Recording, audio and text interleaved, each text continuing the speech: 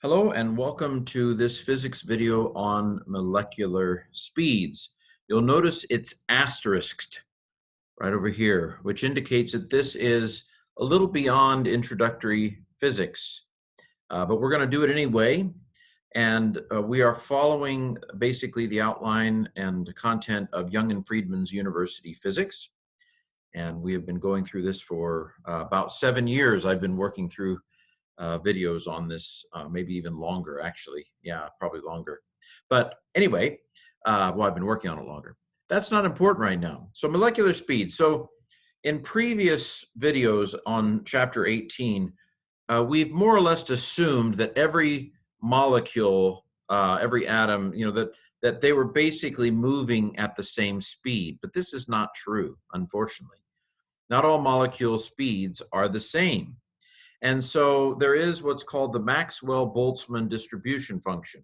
Maxwell, James Clerk Maxwell, who came up with the great great equations of electromagnetism that we haven't gotten to yet, and Boltzmann, who lived in the late 1800s and unfortunately committed suicide, as I recall, not to bring you down, but here it is. It is the probability, the distribution function, f of v, where v is velocity.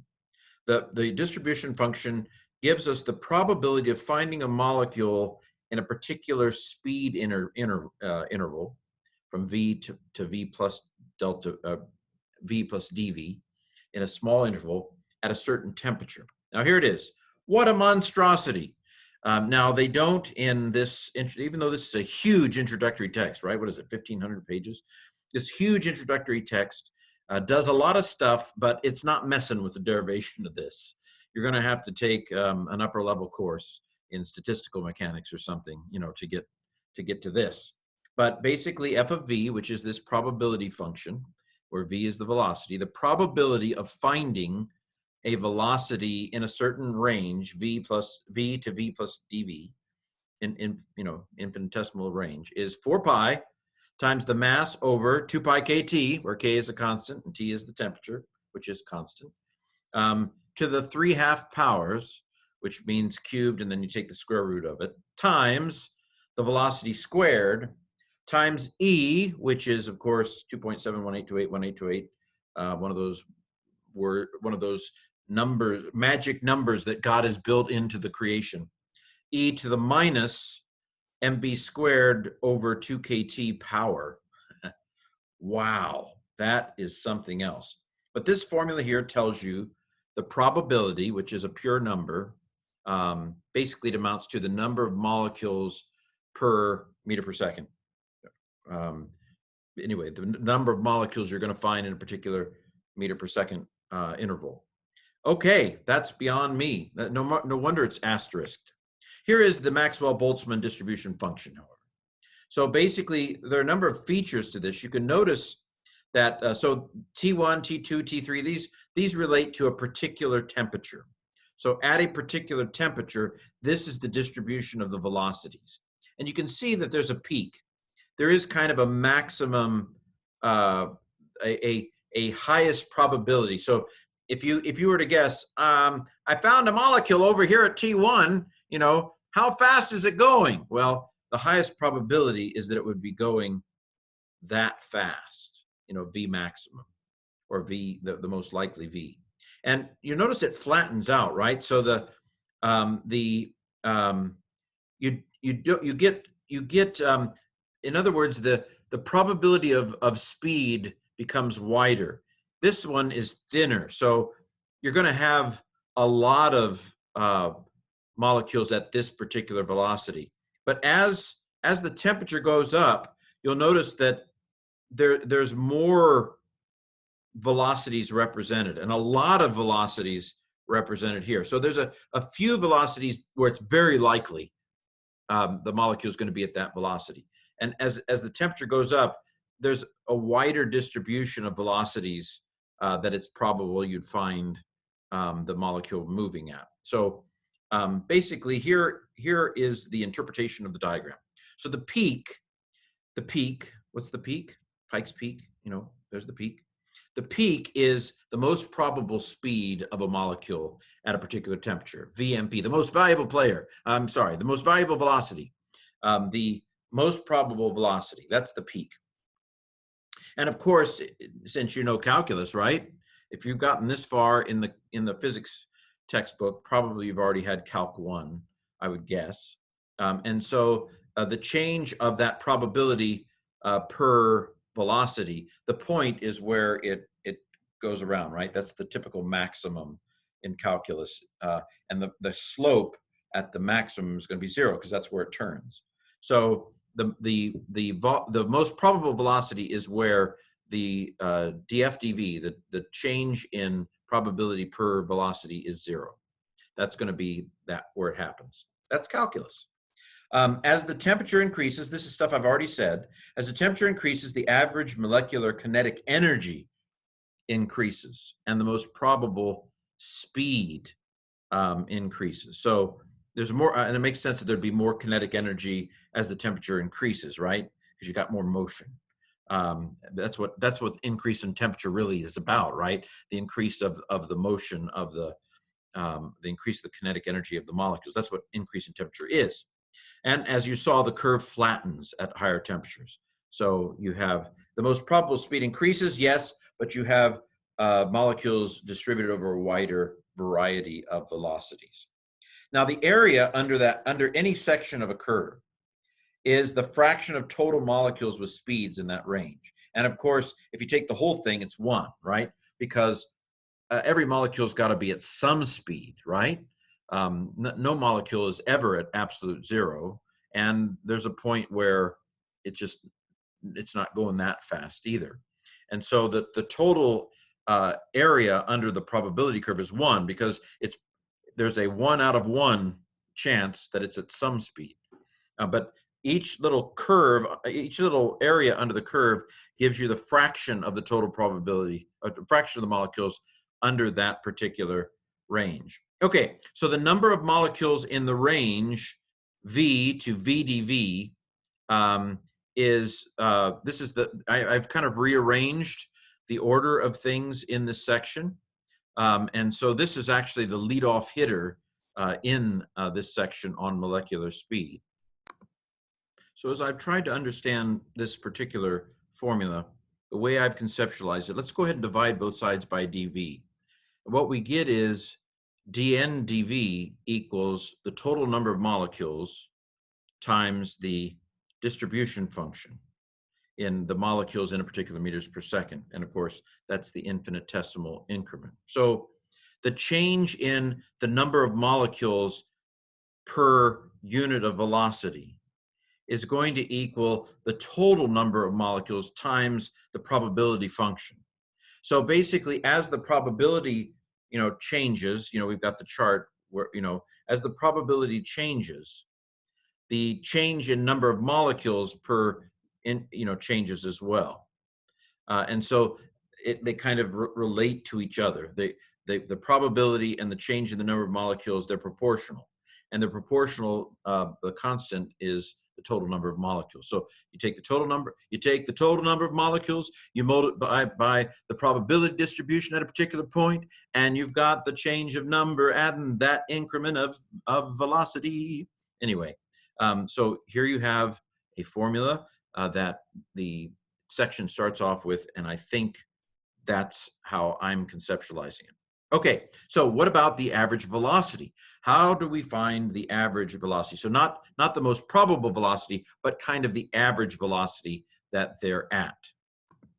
Now let me again say how I'm conceptualizing this. Of course, you can just memorize the formula, right? Basically, what the formula is saying is that the average velocity for all of the molecules is the integral from 0 to infinity of each individual but each, it'd be interesting to put philosophy into an integral. I've thought about it before, but that's not important right now. So you take each individual velocity and you multiply it by the distribution function for each interval of dV, integrate it, and that gives you the average velocity. So basically, the V here is all the little v's, all the v here and the v here and the v here and the v here and the v here. So you take all the v's and you multiply it by the probability of the molecules being there at each point. So this velocity times its probability, this velocity times its probability, and what you get over the whole integral is you get the most likely or the average velocity of everything. Now, here's the way they put it in the book. So I'm just going to read it now. I always hated professors that did that. But basically, they say you take that n f of v dv, which is the number of molecules in a particular spot, and you multiply each of those by v, and then you integrate all of you add all those together, you integrate them, and then divide by n, and n comes out, and this is what's left. I think probably it's saying the same thing that I'm saying, which is basically you're taking each individual velocity and you're multiplying by the probability of that velocity. And so when you add it all up, all the infinitesimals, you're going to get the average velocity if you integrate it. Of course, they're not going to go to infinity, probably. So, okay, well, average velocity. Again, memorize the formula if you don't understand what it's saying. Now, root mean speed is another concept. Now, this is all statistical kinds of things. I just need to take a course in statistics, I think. But the root mean square is similar to the kind of average, except you square everything. So the average of the square is equal to the integral from 0 to infinity of all the squared velocities times the probabilities. And so if you wanted to know the root mean square, you would basically take the square root of that, and that would give you the root mean square. And this would seem to be, I'm not sure why we do this. I understand it, and I apologize. I've gone ahead and made this video. I procrastinated making this video for several months now. But I'm going to move on. I get what's going on here. I don't know what the significance of root mean square is. Feel free to put it in the comments. I will know before I'm done with this book. Before I'm done going through Young and Freedman, I will know the reason why you would want to know the root mean square. I get it. I get why I get what's going on here. I'm not sure why. And maybe when I was in college, I didn't worry about why. It was just all fun. Now I'm old and I wonder, why are we doing this? I know there's a good reason. So hold that thought, and I will, before I die, hopefully have a video in here where I know what the reason for wanting to know the root mean square actually is. Okay, I couldn't handle it. I looked up root mean square. So root mean square is basically a way of getting acquainted with the magnitude. So like, let's say that you had a group of numbers that were positive and negative, and you average them. Well, they might average out to 0. Well, that doesn't tell you much of anything. Root mean square, basically, by squaring all the numbers, it gives you and then taking and averaging and getting the square root. That gives you a sense of what kind of magnitudes you're dealing with, rather than averaging them in a way that cancels them out. That doesn't fully answer my question, but it does suggest why statisticians use root mean square. Now, why do physicists use root mean square? To be continued. Okay, well, let's keep going. So there's an alternative form to the Maxwell-Boltzman equation that basically, you know that kinetic energy equals 1/2 mv squared. So here's an mv squared, and there's a half. So like, for example, if we set epsilon equal to 1/2 mv squared, in other words, the translational kinetic energy, then we're going to have an alternative form of this equation. So you can see that the mv squared over 2 just becomes epsilon there. And then there's a v square, and there's a half, and there's an m. So so they did a little trickery. The m's cancel out. So mv squared over 2, that's the epsilon here. And then we added an m over an m to, I don't know why they did it, but to keep the m around. So this is an alternative form of the Boltzmann equation. And so the peak is going to be where the kinetic energy equals kT, because if the kinetic energy equals a kT, then this is going to be e to the minus 1, which is basically 1 over e, right? And then the epsilon here will cancel that epsilon out. So again, I'm not 100% sure why they would want to do this, but I'm sure if I were in a thermodynamics course, it would make perfect sense. And of course, if I live long enough, I will go on to make videos on thermodynamic textbooks, but that's a long way off right now. We'll see how long I live. But okay, so this brings us to some new forms of things as we play this out. Okay, I haven't figured it out. I apologize, but I'm going to finish this video because I have a life and I need to move on. Maybe I'll remake this at some point when I fully understand it. So I said some things that weren't true a second ago. These don't cancel out because this is m to the 3/2 and this is not m to the 3/2. You know what I mean? And sorry, the kT, this becomes kT at the peak, but it doesn't just cancel out because this is kT to the 3/2. This is inside of a radical. So I did a little calculation. It's supposed to come out as this. This is the velocity that is most probable. And of course, and one of the exercises is to prove it, but if the maximum value of this distribution is when this equals kT, then that is where dFV dV is 0. And so basically what it's telling us is that if we set the epsilon to kT, that should give us this. But I've not been able to work it out. So I'm just going to talk through what I've done, and maybe you can post in the comments where I'm missing something. So if epsilon at its maximum is kT, then kT over kT becomes -1. Now, e to the minus 1, I'm pretty sure is 1 over e. But e doesn't show up in this equation. So that's one puzzlement to me. Secondly, if you kind of work this out and multiplying it, I did get a 2 pi kT, but I got it in the denominator, whereas here the 2 kT is in the numerator. So that was another thing that I couldn't quite figure out. But anyway, I'll leave it to you, and maybe I'll come back and redo this when it all clicks, but I need to move on with these videos. For the time being, just memorize it, that the maximum, the most probable velocity is the square root of 2 kT over m, which is very interesting because it's solely dependent on the temperature, right? This is a constant, the mass is constant. Okay, and so the average is again, I'm not going to do it, but basically what you do is you take